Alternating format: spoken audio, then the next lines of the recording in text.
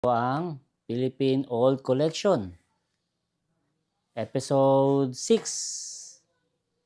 Ang ngayon itong kamagong na sala set, upuan. Usually mga Pinoy, mahilig sa mga kahoy kasi yun ang available sa atin dito. So makikita nyo naman yung mga style baliwag, ginaya lang nito. Pero mga baliwag kasi mga buto nila intricate din eh. Ito intricate din to. Pero bihira naman ito dahil kamagong naman.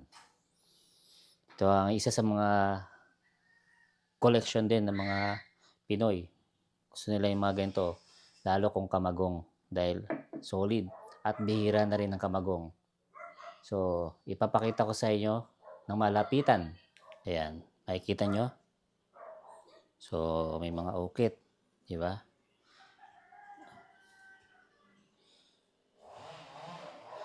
Ayan, ganyan kaganda yan.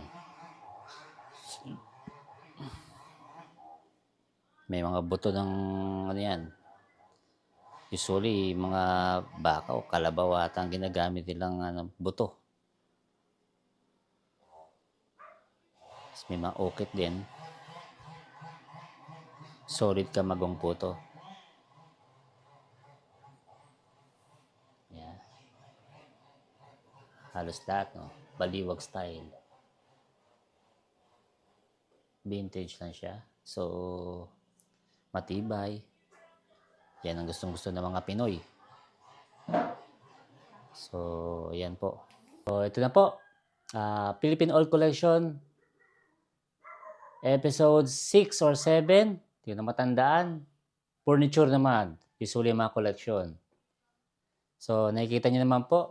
At minsan to ninyo din po. Painting.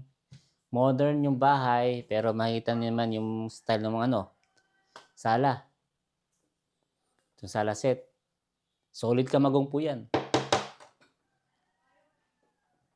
Ngayon sigurado, napakamahal na yung mga ganitong wood.